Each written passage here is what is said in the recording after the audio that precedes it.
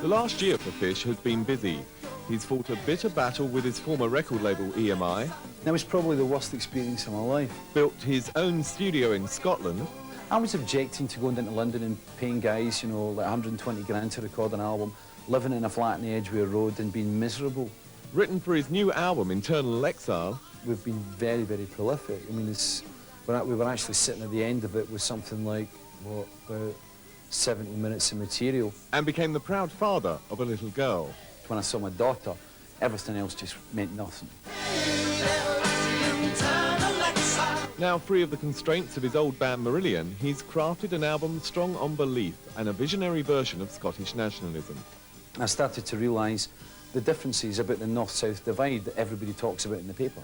You know, it does exist, and nowhere is it more evident than in Scotland. And there's a lot of things up here that need to be dealt with by Scottish politicians, not by people residing in Westminster. And of course, of what's happening in Europe now, with the breakdown of the USSR and this whole surge of, you know, independence and recognition of states and things, that, you know, it's beginning to spin up here, and I think it's starting to capture the imagination of the youth in this country.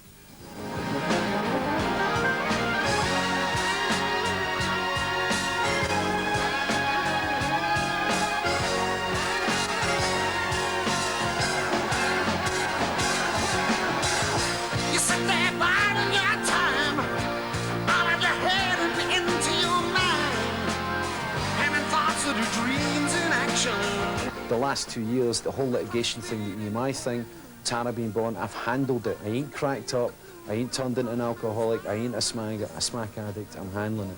And I feel really strong for it. And that's what keeps me going, because I look back at what's happened and went, shit, I handled that shit, I can handle any shit that's going to be coming at me in the future. You know, keep going, you know, ever onward, into the blue.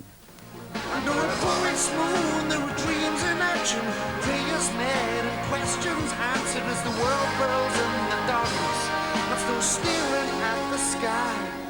I'm out there trying to, you know, push more material and express how I feel at the moment. And how I feel at the moment is you know, encapsulated on the Internal Exile album. That was Fish down on the Funny Bum. Copyrights to all the material even now. So I was never allowed the chance to have my case heard. And I'm now in a lot better contract with Polydor. Polydor have the enthusiasm, the energy and the drive that EMI didn't have, and more importantly, they have the belief in me as an artist, which I require. I need people around me that are positive, that are like helping me on. EMI went into it, they were just bankers, you know. And like I say, I mean, my entire back catalogue from the Marillion days and Vigil is owned by EMI. They can do with it what they want. I mean, I think a lot of people out there like know that Kaylee's on every compilation album that comes out, because Kaylee, the Marillion as a band, were on something like a third of a third royalty, which means that EMI make millions off the Marillion back catalogue, and the band make nothing. Under a poet's moon, there's a salmon settling in a gutless hand that is patient waving with a lover's touch to charm the life. His fingers play the reeds. Under a poet's moon, there's a whistle blowing out no man's land, where a flare is falling in a deadly night. The dreamers stand like flowers in a storm. Flowers in a storm. We are flowers in a storm. Under a poet's moon. Fish playing a track from his forthcoming album.